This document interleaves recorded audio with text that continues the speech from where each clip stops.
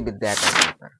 आज हम कक्षा 8 भूगोल के बेहद महत्वपूर्ण अध्याय उद्योग उद्योग से जितने भी प्रश्न हैं उनको हम सरल और रोचक तरीके से समझेंगे। तो वीडियो को अंत तक जरूर देखें और अगर आपने अभी तक हमारे चैनल को सब्सक्राइब नहीं किया है प्लीज हमारे चैनल को सब्सक्राइब कर दीजिए। तो आज हम इन सभी प्रश्नों का उत्तर बहुत ही सरल और रोचक तरीके से करेंगे, तो वीडियो को अंत तक जरूर देखें। चलिए वीडियो को शुरू करते हैं। सबसे पहले हम कुछ परिभाषाएं जो महत्वपूर्ण है उसको समझेंगे। तो सबसे पहले हम समझते हैं उद्योग को। उद्योग यानी इंडस्ट्री। उद्योग आर्थिक गतिविधि जिसमें वस्तुओं का उत्पादन, खनिजों का निष्कर्षण अथवा सेवाओं की व्यवस्था की जाती है, उसको उद्योग कहा जाता है। वहीं विनिर्माण यानी मैन्युफैक्चरिंग वह प्रक्रिया जिसमें कच्चे माल को परिष्कृत कर मूल्यवान उत्पादों में परिवर्तित किया जाता है, उसको हम विनिर्माण यानी मैन्युफैक्चरिंग कहते हैं। जैसे लुगदी लुगदी को कागज बनाना और कागज को अभ्यास पुस्तिका यानी कॉपी के रूप में बना देना, उसको हम कहते हैं विनिर्माण यानी मैन्युफैक्चरिंग कहते हैं। आगे समझते हैं। आगे है कृषि आधारित उद्योग यानी एग्रो वेस्ट इंडस्ट्री।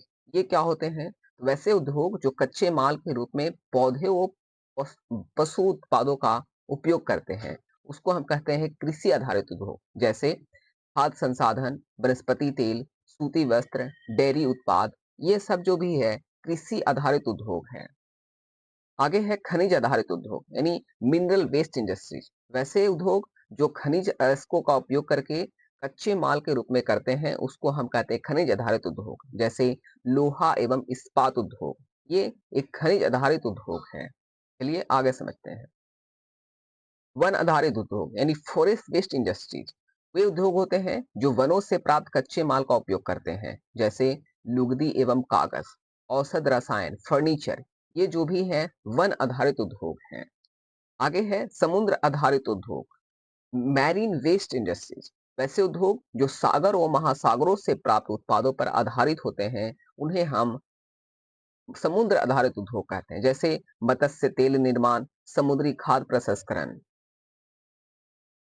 आगे है कुटीर उद्योग यानी कॉटेज इंडस्ट्री।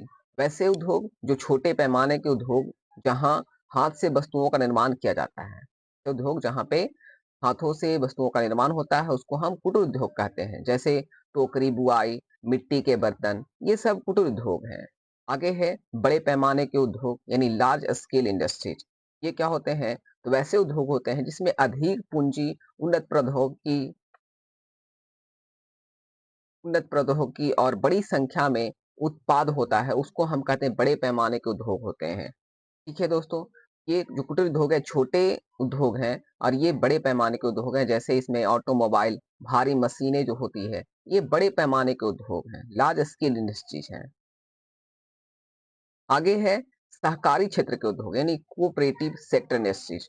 वे उद्योग जिनका स्वामित्व और संचालन उत्पादकों, आपूर्तिकर्ताओं या श्रमिकों द्वारा किया जाता है। जैसे आनंद मिल्क यूनियन लिमिटेड, सुधा डेयरी, ये सब सहकारी क्षेत्र के उद्योग यानी कोऑपरेटिव सेक्टर इंडस्ट्रीज है।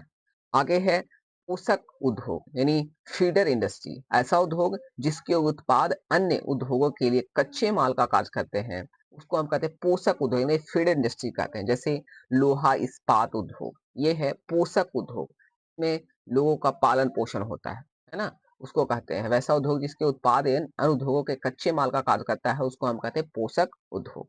आगे है प्रगलन यानी स्मेल्टिंग। वह प्रक्रिया होती है जिसमें धातु को उसके अयस्क से उच्च तापमान पर निकालते हैं, उसको हम कहते हैं स्मेल्टिंग यानी प्रगलन कहते हैं। प्रमुख अवधारणाएं की कॉन्सेप्ट। उद्योग का वर्गीकरण आधार। कच्चा माल यानी कृषि आधारित, खनिज आधारित, समुद्र आधारित, वन आधारित को हम कच्चा माल कहते हैं। आकार आकार के रूप में जो उद्योग है उसको लघु पैमाना, कुटीर उद्योग एवं बृहत पैमाना उद्योग में बांटा गया है। स्वामित्व के आधार पर जो उद्योग है उसको निजी क्षेत्र, सार्वजनिक क्षेत्र, संयुक्त क्षेत्र और सहकारी क्षेत्र में बांटा गया है।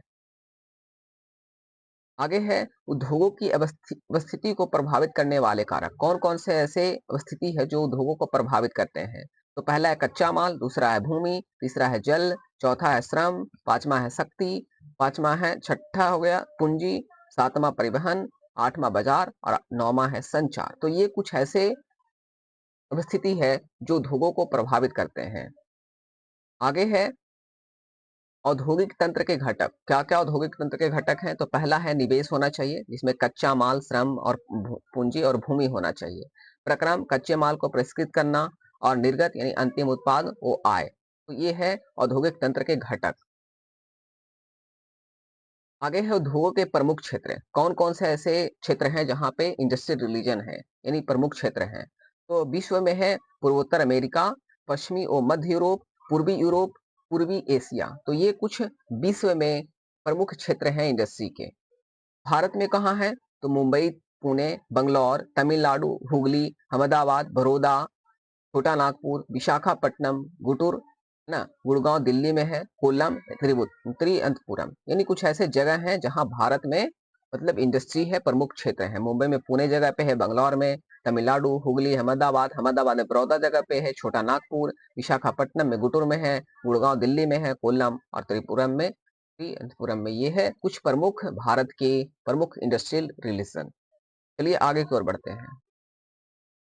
औद्योगिक विविधता उदाहरण है जो सबसे पहले भोपाल गैस त्रासदी 3 दिसंबर 1984 ईस्वी में बहुत बड़ा एक औद्योगिक विपदा आई थी। वहीं चीन गैस कूप विस्फोट 23 दिसंबर 2005 को हुई थी। ये कुछ दो जो है बहुत ही इंपॉर्टेंट औद्योगिक विपत्ति है, यानी औद्योगिक त्रासदी था।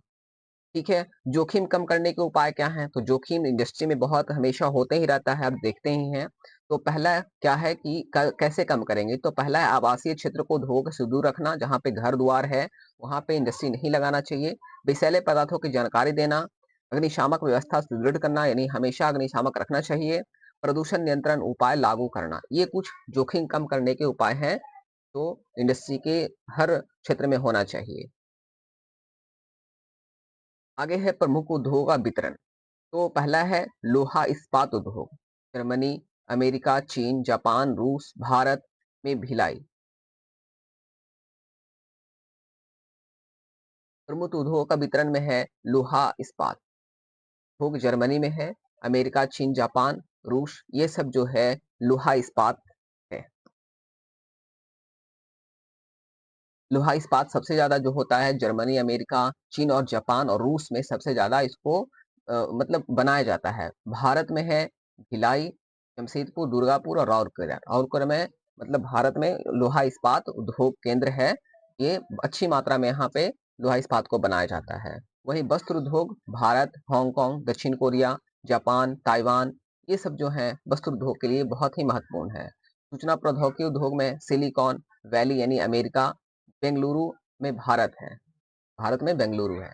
ये कुछ प्रमुख उद्योगों का वितरण है जहाँ पे मतलब उद्योग धंधे हैं। आगे है जमशेदपुर इस्पात संयंत्र की स्थिति के कारण। इसमें क्या है कि लौह अयस्क, कोयला और मैग्नीज निकट उपलब्ध है। जल स्रोत खरकई और स्वर्ण रेखा नदियां हैं। रेल मार्ग और कोलकाता का निकट बाजार और सरकारी प्रोत्साहन और पूंजी। इसलिए जमशेदपुर इस्पात संयंत्र की स्थिति का यही कारण है कि ये अभी तक टिका है ना? अब हम चलते हैं सभी प्रश्नों के अब हम करेंगे सभी प्रश्नों के उत्तर। तो चलिए, तो प्रश्न एक है उद्योग शब्द का क्या तात्पर्य है? उद्योग वह आर्थिक गतिविधि है जिसमें वस्तुओं का उत्पादन, खनिजों का निष्कर्षण और सेवाओं की व्यवस्था की जाती है। उसको हम कहते हैं उद्योग। जैसे लोहा इस्पात उद्योग, कोयला खनन उद्योग, पर्यटक उद्योग। तो ये जो है उद्योग है। उद्योग शब्द का ये तात्पर्य हुआ। आगे दूसरा प्रश्न है वे कौन से मुख्य तत्व हैं जो उद्योग की अवस्थिति को प्रभावित करते हैं? तो उद्योग की अवस्थिति को प्रभावित करने वाले कारक हैं मुख्य रूप से हैं कच्चे माल की उपलब्धता, भूमि, जल, श्रम, शक्ति, विद्युत, पूंजी, परिवहन और बाजार। ये कुछ जो हैं उद्योग की अवस्थिति को प्रभावित करने वाले कारक हैं। तीसरा प्रश्न है कौन सा उद्योग प्रायः आधुनिक उद्योग का मेरुदंड कहा जाता है और क्यों?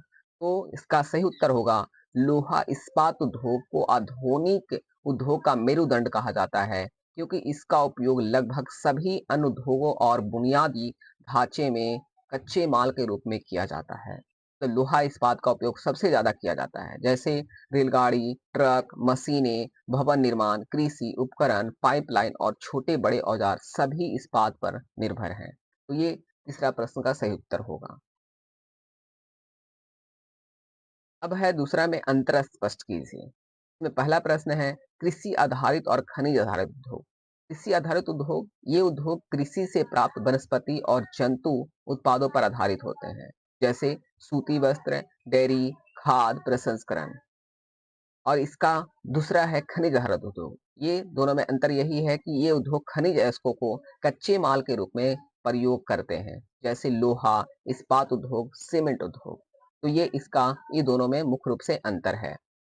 अगला प्रश्न है सार्वजनिक क्षेत्र और संयुक्त क्षेत्र के उपयोग। सार्वजनिक क्षेत्र के उपयोग इनका स्वामित्व और संचालन सरकार द्वारा किया जाता है, जैसे steel authority of India limited यानी सेल का जो है सार्वजनिक क्षेत्र के उद्योग में आता है। वहीं संयुक्त क्षेत्र के उद्योग में इनका स्वामित्व और संचालन सरकार और निजी व्यक्तियों या समूहों द्वारा संयुक्त रूप से किया जाता है। उसको हम कहते हैं संयुक्त क्षेत्र के उद्योग। तो ये सार्वजनिक क्षेत्र और संयुक्त क्षेत्र के मुख्य अंतर हैं। इसमें संयुक्त क्षेत्र में मारुति उद्योग लिमिटेड आ जाता है। अगला प्रश्न है जो तीसरा है कह रहा है कि दिए गए स्थानों में निम्नलिखित के दो उदाहरण दीजिए। इसमें पहला है कच्चा माल जैसे कपास और लौह है। अंतिम उत्पाद है कागज कमीज। तृतीय क्रियाकलाप में बैंकिंग परिवहन। कृषि आधारित उद्योग में खाद्य प्रसंस्करण, सूती वस्त्र उद्योग। कुटीर उद्योग में हो जाता है टोकरी बुआई, मिट्टी के बर्तन। और सहकारिता में आनंद मिल्क यूनियन लिमिटेड और सुधा डेयरी। ये दो उदाहरण हैं सभी प्रश्नों का।